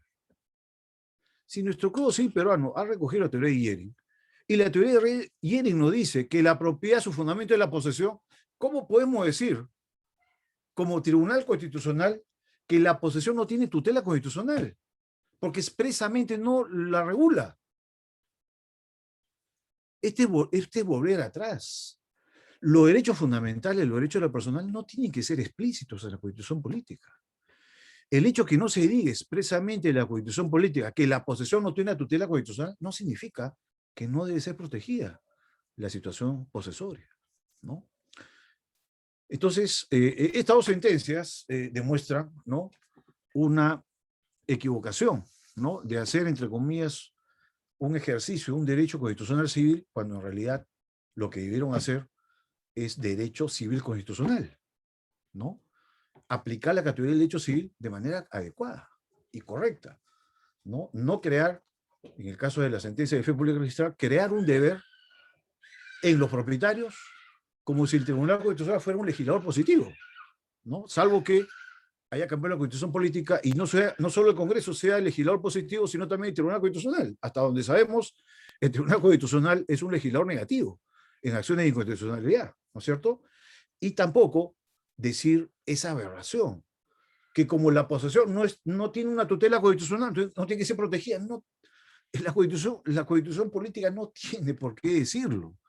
Si la propiedad es protegida, evidentemente la posesión también lo es, aunque no tenga una tutela expresa en la Constitución Política. Y esto, ¿no es cierto?, nos remite a los cursos iniciales de Derecho de las Personas. La cláusula normativa general de la protección de derechos fundamentales es una cláusula abierta. No solo los derechos constitucionales, que están expresamente en la Constitución Política, son los únicos protegibles. En algún caso, en un voto singular, ya el Tribunal Constitucional lo dijo, que las personas jurídicas también deben ser protegidas en su reputación, ¿no? Y eso es un desarrollo constitucional. ¿Dónde dice la Constitución política que las personas jurídicas tienen tutela en su reputación? No lo dice. Pero acá si alguien puede negar esa tutela constitucional, esa tutela en resarcimiento, por supuesto que no. Y en la práctica arbitral se han tutelado muchos casos de daños morales a personas jurídicas. Y en el Tribunal Constitucional también hay un famoso caso, ¿no?, de un periodista, ¿no?, que se puso en discusión, ¿no es cierto?, que una persona jurídica no había sufrido un daño moral, ¿no? Hay un voto singular del profesor Landa que justamente habla de este derecho a la reputación de la persona jurídica, ¿no? Entonces, este tema de la interpretación constitucional es un tema muy importante, pero me parece que hay mucho que desarrollar, ¿no?, en el ámbito aplicativo, en este caso de los tribunales. En este caso estamos hablando del Tribunal Constitucional, ¿no? Y esto, ya yendo un poquito más, y con esto termino, ¿no? Esto es probablemente, ¿no?, el error de creer que los miembros del Tribunal Constitucional tienen que ser todos constitucionalistas. En Italia, la Corte Constitucional Italiana tiene a una profesora civilista, Emanuela Navarrete. O sea, ¿cuál es el problema? Que existe un civilista en el Tribunal Constitucional. Entonces, esto hay que hacer, ¿no?, una suerte de cambio, ¿no?, de mentalidad, de creer que el Tribunal Constitucional tiene que estar solo expertos constitucionales, como lo está demostrando en los últimos años, y el caso que ha mencionado Luciano demuestra con claridad que es necesario, por lo menos, algún miembro sepa algo de derecho civil, para que busque, ¿no?, se busque una mejor sentencia, o mejores sentencias sobre derecho civil constitucional. Sí, Luciano, creo Sí, un comentario breve. Bueno, en el Tribunal Constitucional peruano tenemos dos civilistas, el doctor Miranda Canales y el doctor Augusto Ferrero. Así que lo que creo que la pregunta que vale, Rómulo, es que hay alguien que sepa civil, que es algo distinto. Civilistas pueden haber. Bueno, la fiscal, me he enterado que Zoraida Ábalos es civilista, no sabía. Recién me he enterado, ¿no? No, para ser civilista hay que demostrarlo, no basta decirlo, ¿no? Yo creo que nadie puede dudar de que Luciano no sea civilista, ¿no? Sin menospreciar a la fiscal actual, ¿no?, suprema, yo hasta ahora no le he leído nada, ¿no?, de civilista, por más que diga que tenga, ¿no?, una experiencia en derecho civil, ¿no? Sí, Pero bueno, es un tema aparte. Y un comentario sobre eso, Rómulo. O sea, si por ejemplo uno revisa, digamos, en el Perú somos, digamos, hay gente que es muy aficionada a la doctrina argentina. Si uno toma en cuenta la doctrina argentina, la mayoría que escribe son jueces, ¿sí? Los más renombrados son jueces, ¿no? Es decir, así que si se nos va a decir que los jueces están muy ocupados para escribir, pues diría que el asunto es bastante discutible, ¿no? Y creo que hay que leer, creo que hay que actualizarse sobre el tema, y creo que eso es lo que falta, ¿no? Y eso se aprecia en las jurisprudencias, ¿no? Así que concuerdo con Rómulo. sí, escuchando a Rómulo sobre estos dos casos, que no son hipotéticos, sino sobre el de la buena fe registral, o la inscripción del registral creando un deber en cabeza de los propietarios, y el hecho de que la posesión, al no estar jurídicamente legislada, tipificada, para utilizar un término, ya que estamos hablando de penalista, tipificada en la Constitución, no merece tutela constitucional, me trae a colación un tema que se los comento para ver qué opinan, y es el artículo 62 de la Constitución. El artículo 62 que recoge la norma de que los contratos no pueden ser modificados por terceros ni por el Estado, y que contiene lo que en doctrina incorrecta o indebidamente han denominado como la santidad de los contratos, el principio de inmutabilidad o intangibilidad, o en todo caso una regla que está en la Constitución del 93. Escuchando a Rómulo decía, bueno, ¿cuántas veces? Y yo diría ni siquiera cuántas veces, yo creo que ya es moneda común acudir al artículo 62 de la Constitución, ¿no? Dicen, yo tengo el derecho a contratar, tengo el derecho a celebrar contratos. Y además, No, no solo eso, sino dice, la Constitución reconoce mi libertad contractual, el derecho a no modificar los contratos. Ya está reconocido constitucionalmente. Es decir, ahora sí lo digo en sentido positivo, ¿no? Rómulo. Entonces alguien podría decir, como otro derecho, que no se me viene a mente, puede ser acá posesión o la cláusula, no está regulada, no merece tutela constitucional. Ergo, para que tú tengas tutela constitucional o de alguna manera haya un control constitucional, pues tiene que estar recogido en la Constitución. Y esto nos llevaría al absurdo de que el Código Civil tenga que trasladarse a la Constitución, digamos, casi ya un poco tenerlo como anexo.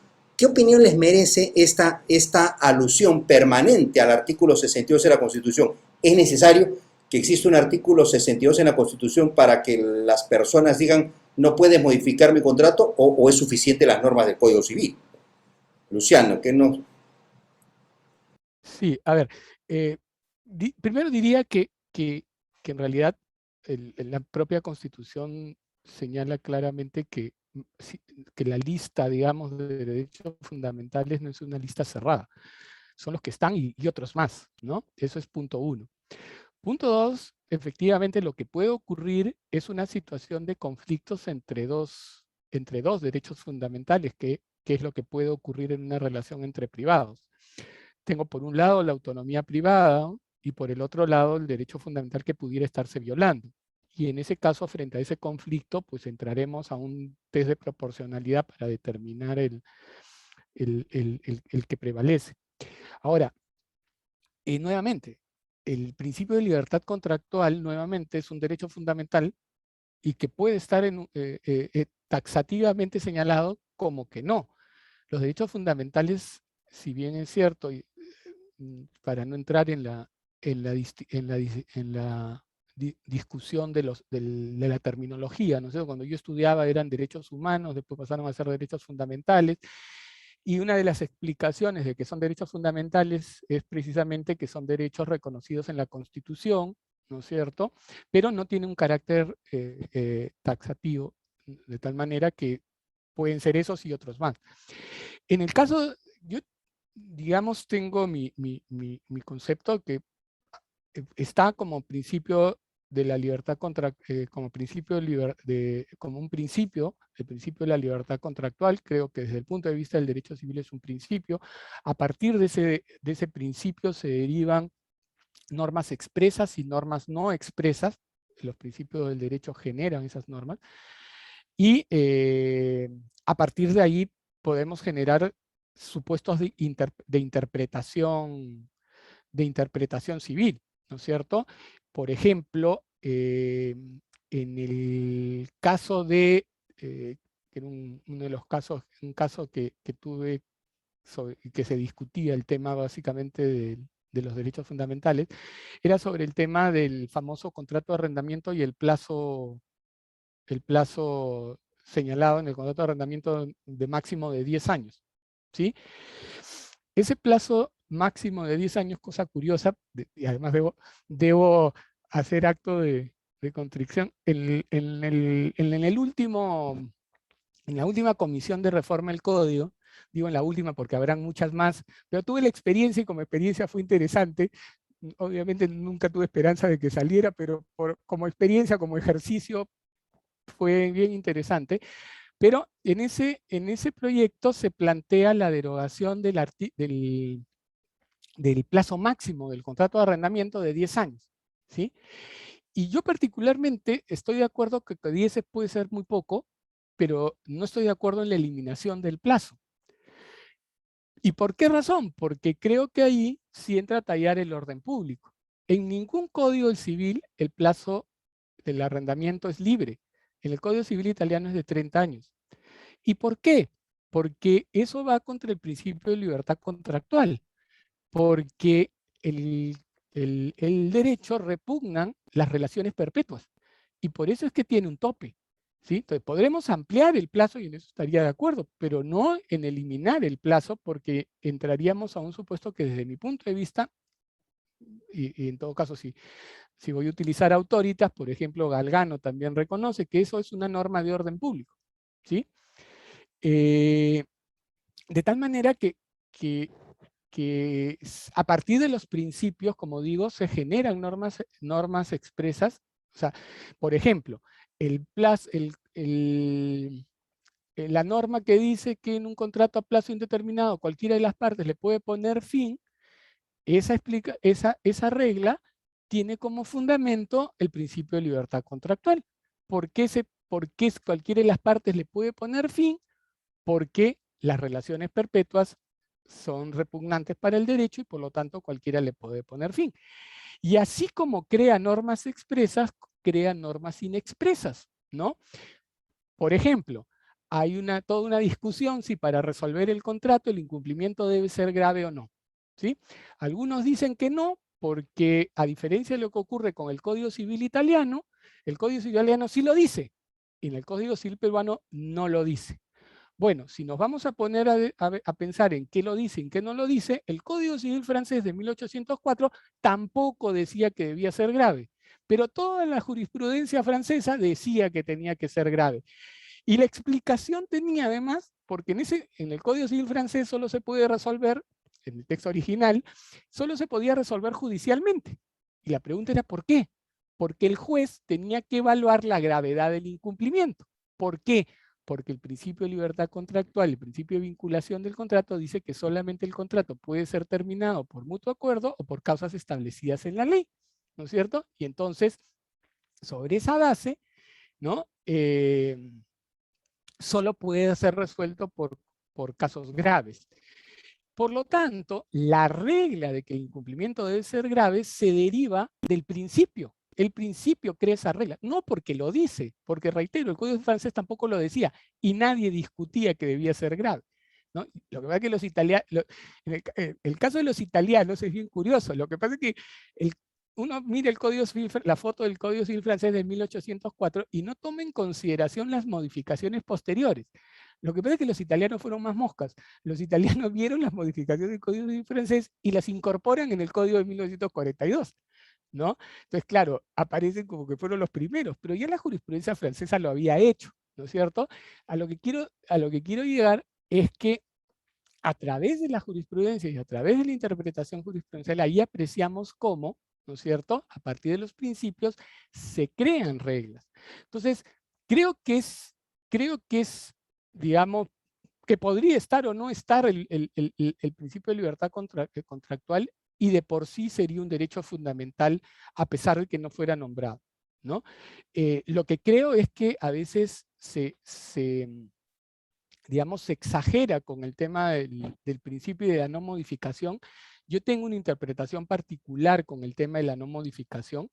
Yo creo que, por ejemplo, no aplica para las relaciones asimétricas, ¿no? Es decir, si por ejemplo, en una relación de consumo se modificara la norma, ¿sí? Sería imposible pensar que la norma que se modifica, que teóricamente es más favorable para el consumidor, solo se aplique para los futuros contratos que se celebre y no para los contratos celebrados por los consumidores anteriormente. No tendría lógica, estaría creando islas legales a los consumidores y eso no tiene sentido. Por lo tanto, en las relaciones asimétricas, yo creo que se produce, igual en el laboral, ¿no es cierto? Hay una modificación laboral y eso modifica los contratos existentes. Entonces, creo que en el principio de libertad contractual y en la intangibilidad del contrato, yo tengo una interpretación que es, digamos, es relativa, digamos, por decirlo de alguna manera, ¿no? No es que es cerrada, que no se puedan modificar, ¿no? Pero, nuevamente, porque partes del supuesto de conflictos de derechos. El derecho del consumidor que se vería afectado a través de una modificación legal que no le resultaría de aplicación a él, pero sí a los futuros contratos que celebren, ¿no? Entonces, creo que ahí se refleja justamente este conflicto de derechos que se puede generar y que hay que interpretarlo a la luz de eso, ¿no? Sí, muchas gracias, Luciano. Rómulo, en la misma línea de Luciano, ¿qué hacer cuando tenemos un conflicto de dos derechos fundamentales?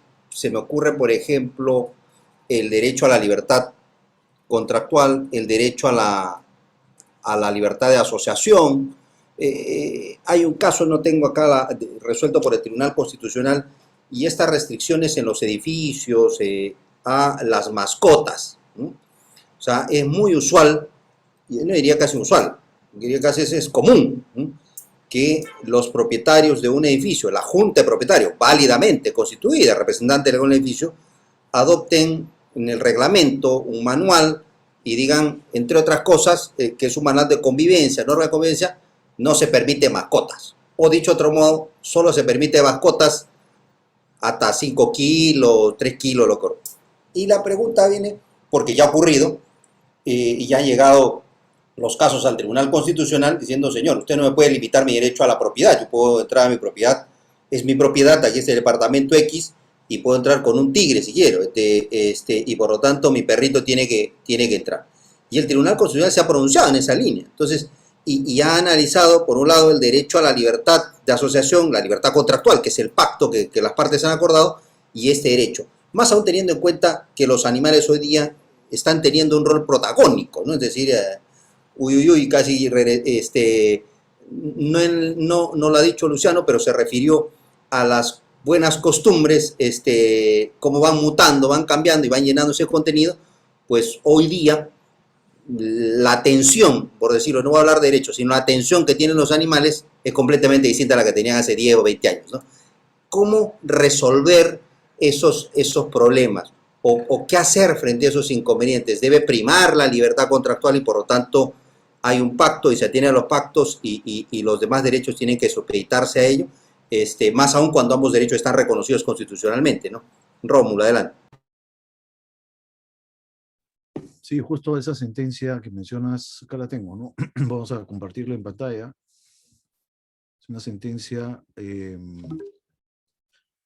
del 12 de diciembre de 2018, ¿no?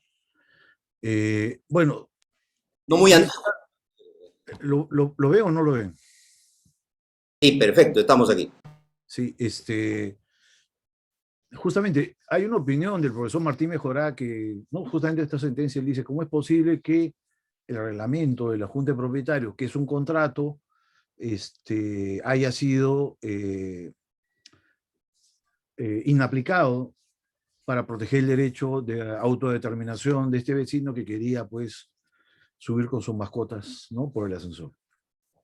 Y sí, evidentemente, aquí estamos frente a al principio, ¿no?, de la fuerza obligatoria del contrato, que implica que una de las aplicaciones de este principio de la fuerza obligatoria del contrato es la inmodificabilidad del contrato, es decir, que el contrato no puede ser modificado por una de las partes unilateralmente, ni un juez, ni un tribunal podría hacerlo, ¿no? Un poco, en términos sencillos sería ese, ¿no? Ahora, pero claro, lo que sucede es que justamente cuando hablo de principios constitucionales, hay un principio que, si bien es cierto, no está regulado expresamente en la Constitución Política Peruana, que tiene que ver, ¿no?, con el principio de la justicia contractual o la función social del contrato. Entonces, justamente, más allá de que pueden haber, ¿no?, derechos que estén en colisión o en conflicto, acá el problema es anterior, ¿no? Es un tema de colisión o conflicto de principios. Si hablamos en concreto de principios constitucionales, el principio de la fuerza obligatoria del contrato es un principio, evidentemente, como lo ha explicado muy bien Luciano. Pero hay otros principios, ¿no?, contractuales, que en este caso es el principio, ¿no?, que los contratos se someten a valores constitucionales, justamente, ¿no? Y un valor constitucional son los derechos fundamentales, ¿no? Como en este caso, el derecho a la autodeterminación, el derecho al libre tránsito, ¿no? Y no es que el Tribunal Constitucional, en este caso, ha inaplicado el contrato y ha violado la Constitución política. Lo que ha hecho es proteger un derecho constitucional, ¿no? Que es un poco la idea, ¿no?, que yo he querido estar, que he estado un poco insistiendo, ¿no?, cuando he hablado del derecho, el derecho civil constitucional, ¿no? Y justamente, ¿no?, en este tema de del derecho de los contratos y la constitución política hay toda una discusión, ¿no? Yo sí comparto lo que dice Luciano, ¿no? Sobre que principio de la fuerza obligatoria de contrato no se puede aplicar, ¿no? Cuando estamos hablando de contratos asimétricos, ¿no? En concreto también hay otra teoría, ¿no? Que hablan, ¿no? Que aquí voy a poner en pantalla. Es una teoría que lo manejan ya algunos civilistas europeos, ¿no? Los famosos lifetime contracts, ¿no? ¿Qué son los lifetime contracts? Son aquellos contratos que protegen derechos fundamentales, ¿no? Protegen, por ejemplo, el derecho al consumidor, el derecho al trabajador, ¿no? Son derechos, o sea, son contratos, pero que pueden ser modificados, ¿no? Por tribunales, porque hay una justificación. Se busca proteger, ¿no? Derechos fundamentales. Es un poco la idea, ¿no? De esta corriente, ¿no? Europea, que le da un nuevo sentido al contrato, ¿no? El contrato, como ha sido regulado en el Código Civil peruano y la Constitución Política, ha tenido como marco teórico un contrato paritario, un contrato donde ha preponderado una negociación contractual. Pero en muchos casos no hay negociaciones contractuales. Muchos contratos, en la realidad actual, son contratos de adhesión, ¿no? Y por lo tanto, ser contrato de adhesión no hay negociación. Entonces, ¿cómo se puede aplicar el principio de la fuerza obligatoria en un contrato cuando una de las partes no ha tenido la posibilidad de negociar un contrato, ¿no? No es que la solución es darle, ¿no? El poder de negociar, ¿no? O sea, es imposible hacer eso.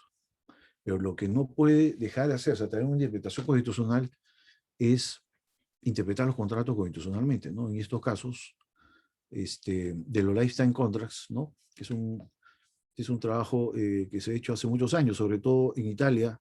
Quien ha difundido esto en Latinoamérica ha sido el profesor, creo que lo tengo, olvidó su nombre ahorita, Andrea Nicolucci, ¿no? Andrea Nicolucci en Sudamérica ha difundido esta categoría de los lifetime contracts que justamente permite, ¿no? En estos contratos de larga duración, que estos contratos pues, pueden tener una modificación contractual, ¿no? Una protección a través de tribunales, ¿no? Entonces es un tema, este tema, ¿no? Que tú propones, Carlos, es muy interesante, ¿no? Y que tiene muchos, ¿no? Modos, ¿no? De interpretar, ¿no? Y la sentencia que hemos mencionado del Tribunal Constitucional, de alguna manera, no está tomando en cuenta, ¿no? La fuerza obligatoria del contrato, aunque teóricamente hablando, el reglamento de la Junta de Propietarios, ¿no? No es un contrato en estricto, pero igual, ¿no? De alguna manera, está en discusión, ¿no? O sea, si hay un acuerdo de los propietarios y ese acuerdo prohíbe tener animales o teniéndolos no puede utilizar el ascensor, de algún modo está, ¿no? Restringiendo un derecho fundamental. Esa es la pregunta que se hace en esta sentencia del Tribunal Constitucional que hemos comentado. Y en el otro caso, ¿no? De los lifetime contracts, y aquí, ¿no es cierto?, es importante tomar en cuenta, ¿no? El caso de la pandemia, ¿no? Que hemos sufrido todos, todo el mundo ha sufrido, donde aquellos estados que han tenido una visión social del contrato son aquellos estados que han intervenido en los contratos. Contratos bancarios, contratos de arrendamiento, contratos de distinta naturaleza. En Alemania, en Francia, en España, en Italia, han emitido leyes para modificar contratos. En el Perú esto no ha sucedido porque en el Perú se sigue creyendo que el contrato es inmutable y el Estado no se debe intrometer, ¿no? Es una idea totalmente equivocada y es por eso que la reacción de los Estados en Europa y Sudamérica ha sido diferente. Porque claro, el Poder Ejecutivo y el Congreso de la República tienen asesores que le dicen, no, los contratos no se tocan, ¿no? Son intocables. Tú no puedes tocar los contratos, cuando es totalmente falso, ¿no? Pero bueno, eso es un tema, creo que quizás más largo de que discutir. Creo que es un tema que tiene que ver con el derecho civil constitucional, sí, efectivamente, pero también permite, creo que este evento, eliminar ciertos paradigmas, ¿no? Y uno de esos paradigmas, ya lo mencionó el año pasado el profesor Monateri en un evento que hizo el año pasado, justamente, sobre la santidad del contrato, él decía, ¿no? Se cree que el contrato es como la Biblia, no hay que cambiarla, ¿no? Y hay que interpretarla de acuerdo a lo que dice el texto de la Biblia. Y no, pues el contrato es interpretable. Y al ser interpretable, evidentemente uno tiene que respetar lo que quieren las partes, pero a veces, ¿no? No todo lo que quieren las partes es beneficioso para una de ellas. Y a veces un contrato perjudica a una de ellas. Y ahí es importante tomar en cuenta otros principios contractuales, y ya no solo el principio de la fuerza obligatoria del contrato, ¿no? Caso claro, en el caso de que mencionó Luciano, esto de la cláusula, ¿no? Del lado arbitral, aplicó el abuso del derecho, bueno, ahí lo aplicó mal, evidentemente, ¿no? Pero eso es otra discusión. O sea, aquí lo que hay que poner en discusión en el Perú, que no se ha hecho, es que los contratos sí pueden ser modificados por circunstancias externas, ajenas a las partes. Y un ejemplo claro son los contratos, muchos de los contratos que sufrieron muchos trabajadores, muchos arrendatarios, muchos clientes de bancos, que sus contratos fueron inmutables. Y si se cambiaron, fue por obra y gracia de la parte dominante contractual. O el banco, o la compañía de seguros, o el empleador. El trabajador, el arrendatario, el cliente, no tuvo voz ni voto. Y esos abusos contractuales son los que debe uno combatir, ¿no? Y esto se hace a través de leyes. A través de leyes. Pues como decía Hernán Correa Tajani, una manera de establecer una constitucionalización de derecho civil es a través de leyes. No solo a través de interpretaciones, sino a través de leyes. Las leyes permiten justamente aplicar el derecho civil constitucional a través de mecanismos de protección a partes débiles contractuales, ¿no? Un añadido más, Carlos, para terminar con esta idea de las mascotas. Hay que recordar que el Código Civil francés, en la última modificación, incorpora lo que se llama la figura de la sintiencia. Y a través de la sintiencia ya no se consideran a los animales como objetos, ¿no? Incluso en España, los animales hoy día se consideran seres sintientes, ¿no? Con lo cual tienen una categoría particular. Así es que el de no permitir a las mascotas bajar por el ascensor, bajo estos criterios, ya no sé si es un derecho de la mascota hacerlo o del propietario de la misma, porque, y como digo, ya en Europa dejaron de ser objetos las mascotas y son ahora titulares de derechos. Así que el asunto se va a complicar aún más todavía. Yo creo que sí, se va a ir complicando y para ello cuán importante es contar con operadores jurídicos atentos y adecuadamente formados. Creo que tampoco se trata de tener los juristas brillantes en todos los ámbitos, pero con que sepan derecho civil, con que sepan derecho constitucional y tengan una formación en materia de lo que Rómulo y Luciano mencionaba, es decir, una formación de los primeros años sólida, que les permite interpretar adecuadamente.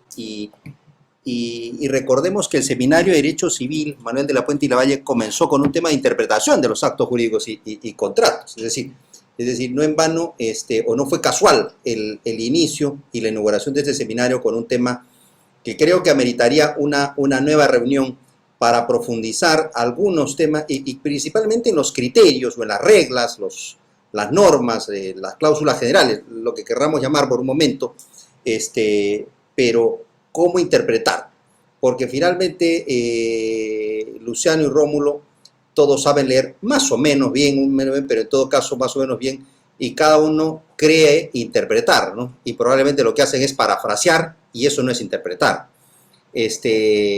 Y hay que llenar de contenido, ¿no? Hemos sido testigos, seguramente más de uno de ustedes, en algunas audiencias, en algunos grados, cuando él le pregunte cuáles son los principios de interpretación en la contratación pública, y alguien le dice, o en el derecho administrativo, dice, no existen principios de interpretación, no existen reglas. Entonces uno se pregunta, ¿y cómo interpreta entonces un contrato de obra, un contrato administrativo, ¿no? Con la ley de contrataciones. Está claro que hay que tener en cuenta, pero no hay criterio. Entonces, esto es una clara muestra de que hay un problema de falta, deficiencia o de repente hasta una deformación por parte de los profesores, o sea, y de los que están a cargo, ¿no? Entonces, cuán importante es contar con profesionales atentos, adecuada, idóneamente formados en derecho común y que tengan una base sólida de los cursos básicos de derecho civil. Yo creo que... Carlos, no sé si me dejas citar justamente sobre la interpretación a Pietro Pernieri en su última obra. Dice, la interpretación jurídica se configura no solo como aplicativa y reconstructiva, sino antes que nada sistemática y axiológica, ¿no? La interpretación en realidad es siempre y ha sido axiológica, inspirada en valores primordiales y diversos, que ha sido inspiración en la jurisprudencia, que le ha interesado todas las relaciones civiles, ¿no? Eso es lo que dice. Creo que hay que tener muy atento a la importancia de la interpretación, que en el Perú lamentablemente creo que todavía falta un desarrollo importante, ¿no? Y esto empezando de las escuelas de derecho, ¿no? Gracias. No. Gracias, Rómulo. Y cuán importante además que esa interpretación axiológica, entre paréntesis valorativa, también sea adecuada. Porque si tú tienes vamos a llamar, una carga valorativa a la que se refería Luciano, de este profesor, que no recuerdo el que mencionaba, que leía la Divina Comedia, pero predispuesto o con un prejuicio de entender o buscar en qué parte estaba al descubierta la visión o la posición Rosacruz de Dante Alighieri, pues es obvio que vas a interpretar, y ahí no estamos, ahí hay una carga valorativa determinada que no es la que debe tener el jurista, ¿no? Llamémosle al jurista, que tal vez la palabra pesa mucho, ¿no? Y no digo civilista, sino el jurista, porque esto no solo es ni patrimonio ni deber de los civilistas o los constitucionalistas, sino de cualquier operador del derecho, cualquier practicante del derecho, del laboralista, del minero, del petrolero en general, de todos los que por decisión propia se dedican a una especialidad del derecho, ejerzan el derecho en una especialidad de la economía. Pero creo que este es un tema que nos lleva a no a concluir. El tiempo, como siempre, es el peor enemigo. Ha sido grato conversar con Luciano Barqui, con Rómulo Morales, dos profesores de Derecho Civil, civilistas reconocidos en nuestro medio, sobre un tema que se menciona, que se utiliza, pero que vemos, y no de manera especulativa, sino vemos con hechos concretos, que no hay una formación debida, adecuada. Y tal vez un diálogo entre constitucionalistas y civilistas sea también productivo para que conjuntamente dialoguemos sobre esta constitucionalización del derecho civil o del derecho privado, o este derecho civil constitucional al que se refería el profesor Pernieri, y sobre todo para eliminar esos paradigmas a los cuales se han referido nuestros invitados. Es decir, hay una serie de paradigmas que deben ser analizados a la luz de un diálogo crítico, objetivo, constructivo. Y la razón de ser del seminario es esta, estimados participantes: poner en la mesa temas que nos inviten a la reflexión, que nos permitan abrir el pensamiento, adquirir conocimiento, y que desde luego son opiniones personales de Luciano Barqui, de Rómulo Morales y de quien les habla, pero que desde luego ustedes también tendrán sus propias experiencias y seguramente, ¿por qué no?, también sus posiciones sobre este tema. Gracias a Homero Salazar y a Fiorella Olivera por sus comentarios, sus preguntas. La doctora Olivera se preguntaba si debería existir un poco más de preparación en conocimiento civil de en nuestros tribunales constitucionales. Creo que la respuesta ha sido respondida durante el diálogo. Evidentemente sí, no solo preparación, sino además debería estar integrada por civilistas o con una sólida formación en derecho civil para que desde luego se analicen de manera adecuada los casos concretos. Bueno, no me queda sino agradecer al profesor Luciano Barqui, al profesor Rómulo Morales, por su participación en esta nueva edición del Seminario de Derecho Civil Manuel de la Puente y Lavalle. Agradecer a cada uno de los participantes por su participación y por acompañarnos en este debate, y desde luego invitarlos a las próximas actividades que estamos organizando. Con lo cual, damos por finalizado el Seminario de Derecho Civil Manuel de la Puente y Lavalle, y le cedo el uso la palabra a Valeria Fernández. Adelante, Valeria. Muchas gracias a todos por acompañarnos en esta 12ª sesión del Seminario de Derecho Civil Manuel de la Puente y Lavalle. Asimismo, quiero agradecer a los doctores Luciano Barqui, Rómulo Morales y al doctor Carlos Soto por conducir este seminario. Antes de dar por culminado el evento, pasaremos a ver los próximos eventos que organiza la firma Carlos Soto y Asociados en colaboración con Latin American International Arbitration, así como los organizados por el Instituto Peruano de Arbitraje.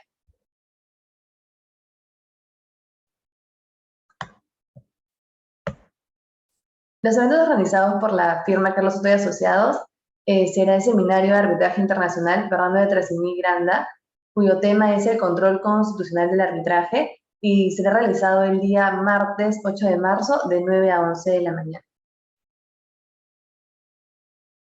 En cuanto a los próximos eventos organizados por el Instituto Peruano de Arbitraje, tenemos los siguientes. La segunda Conferencia Internacional de Arbitraje y Derecho Marítimo, que se llevará a cabo los días 10 y 11 de marzo.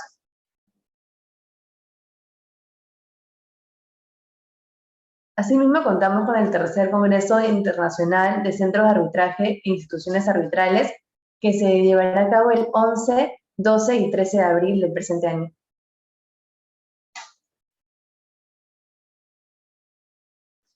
También presentaremos la segunda Conferencia Internacional de Arbitraje y Propiedad Intelectual, que se dará los días 30 y 31 de marzo.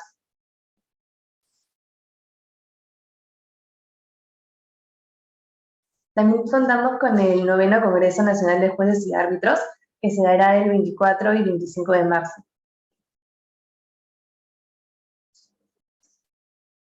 Y por último, contamos con el evento de la cuarta Conferencia Internacional Women in Arbitration, que se llevará a cabo el 23 y el 24 de junio. Muchas gracias. Muchas gracias, Luciano. Rómulo, un abrazo. Hasta luego. Gracias, Carlos. Saludo a todos. Gracias. Gracias, Carlos. Gracias, Luciano. Gracias, Valeria. Chao, Rómulo. No, gracias. Luego.